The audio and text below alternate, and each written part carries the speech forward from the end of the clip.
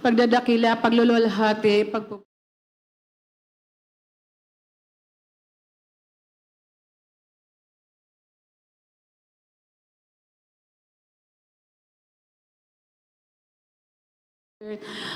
Church Anniversary. Balikan po namin ang himala na ibinigay sa amin ng beloved Mama. Hallelujah, praise God. Isang araw po, tumawag po ang beloved husband sa Hallelujah, praise God. Doon po ako sa Maynila before. Sabi niya sa akin, Mama, sabi niya, nasa hospital po ang beloved Mama. Sabi ko, bakit? Anong nangyayari? Sabi niya, nakalagkad po siya sa tricycle. Sabi ko, ay, anong nangyayari sa akin? Sabi niya, nabalian po siya ng 8 ribs. Sabi niya, sabi ko, saan siya? Pumunta ka sa hospital, kausapin ko, beloved Mama. Tapos nakausap ko po ang beloved Mama ko, through phone. Sabi ko sa kanya, Mama, sabi ko, ano nangyari sa'yo? Sabi ko sa kanya, nasa hospital daw siya, ano daw siya ka ng, tumag ito, yung, isa lang daw siya sa operasyon, operahan daw yung 8 ribs niya. Sabi ko, Mama, wag. Sabi ko sa kanya, sabi ko, baka nakalimutan mo na ang Diyos sa Jesus Miracles kasi totoo. Sabi ko sa kanya, mayroon tayong beloved parents in the Lord nga nananalangin. Hallelujah, para sa ating gagalingan, sa ating mga karamdaman. Hallelujah, praise God. Sabi ko sa kanya, umiinom ka ba ng gamot? Sabi niya, hindi anak. Sabi ko, pag pinainom nila ako ng gamot, sabi niya, talagang nilalagay lang daw niya sa bibig niya. Tapos sabi niya, mag-CR siya, itatabi siya. Sabi ko, mawag kang mag-alala. Sabi ko sa kanya, totoo ang Diyos.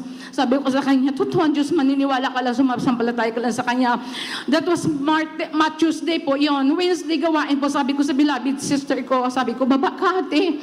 Sabi ko si Mama, sabi ko sa kanya, nasa hospital, dadalo tayo sa gawain ng Wednesday. Pagka Wednesday po, dumalo po kami sa gawain, binagbigay lang po ako ng prayer request sa ating beloved pastor. Hallelujah, well discharged, hallelujah, praise God. Tuesday po, Thursday po, tumawag ang beloved husband ko, sabi niya, sabi niya, i-x-ray daw ang beloved mama ko kasi i-operahan na daw siya. Alam mo ba, mga kapatid, kung ano ang himala na ginawa sa ating pinagmamahal na Panginoong Hesus? 4 po na ribs, gumaling po. Hallelujah. 4 na ribs. Nagkagulo po yung mga doktor. Sabi po ng doktor, himala, bakit nawala? Hindi po siya inoperahan. Pinaliban po yung opera niya. Thursday, Friday po, overnight. Sabi ko din sa beloved sister ko, dadalo muli tayo dahil walang imposible sa ating pinakamamahal na Panginoon. Hindi maoperahan ng beloved Mama. Hallelujah, praise God. Di nag-prayer request po yun ako ulit. Friday, overnight, binigay ko po talaga, hallelujah, sa beloved pastor. Saturday, tumawag ang beloved husband ko. Sabi niya, Mama, hindi na po maoperahan si Mama dahil completely healed na po ang 8 ribs na nabali.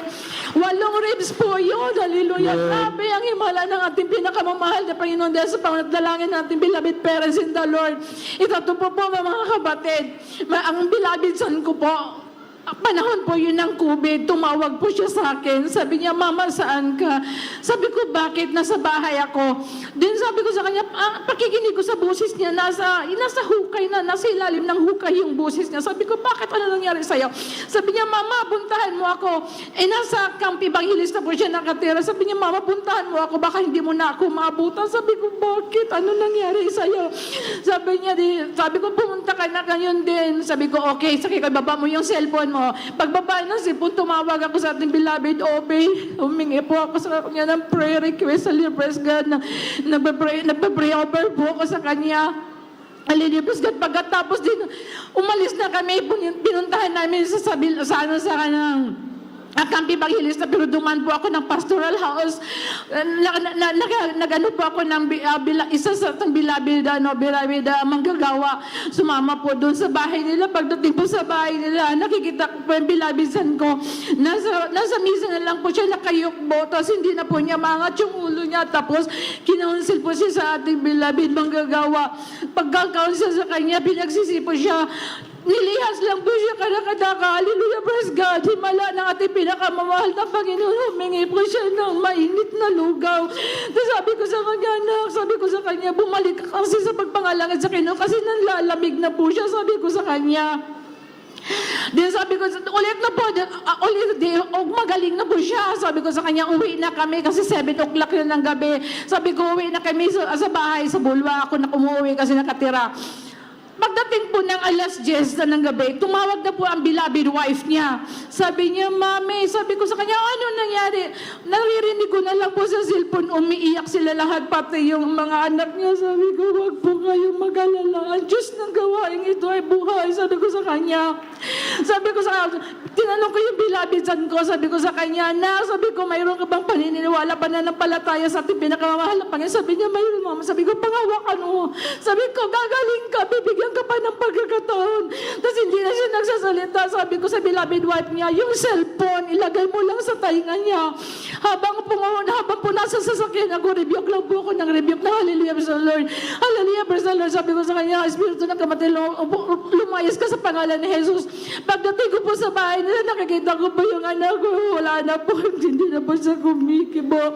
Sabi ko palang, Lord, hindi po ako karapat dapat sa iyo, pero totoo, ang Diyos namin pinaglilingkuran buhay. Nililihas ko lang po siya. Sabi ko sa kanya, magsisi ka sa mga pagkakasala, pagkukulang mo.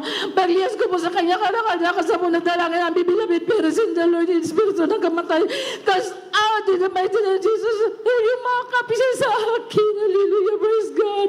Tapos sabi ko sa kanya, uwi na tayo sa bahay. Pag-uwi namin sa bahay, kinuha ko talaga siya. Kaya hindi ka nang mahinang-hina na talaga siya. Tapos dumaan kami ulit sa pastoral house, napaka-counsel po kami sa kanya. Panahon po yun ng COVID, mga kapatid talaga. Kaya kung dadalhin ko po siya sa hospital, sabi ko sa kanya, patay ang beloved son ko. Pero sa paniniwala at pananampalataya ko, buhay sa Panginoon pa rin kami. Then, 1 week lang po, sa bahay lang po talaga kami, wala po siyang tinitik na gamot. Kahit ano, puri lang kami umaga at hapon.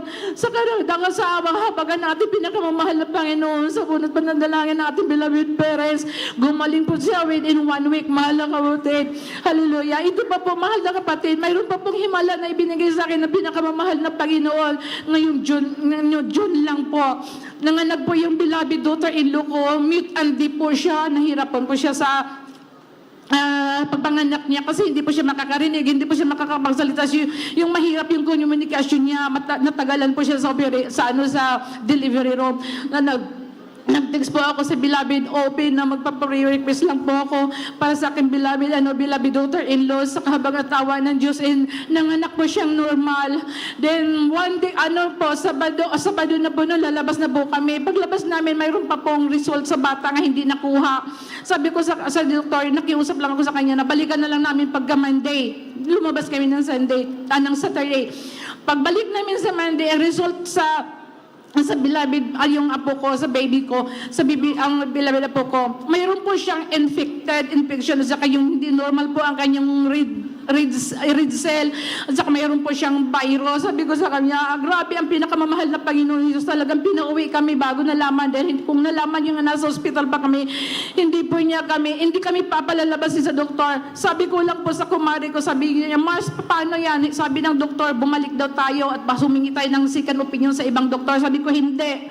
Ang Diyos na pinaglilingkuran namin sa gawain sa Jesus Miracle Crusade, buhay! Sabi ko sa kanya, walang imposible sa pinakamamahal na Panginoong Yesus. Sa awa ng pinakamamahal na Panginoong Yesus, 6 months na po ang beloved apo ko, malusog po at walang karamdam at balatian. Hallelujah, praise the Lord. Hanggang dito na lang po ang papurit, pasasalamat, paglulate sa ating pinakamamahal na Panginoong Yesus po lamang. Amen. Praise the Lord. God bless you.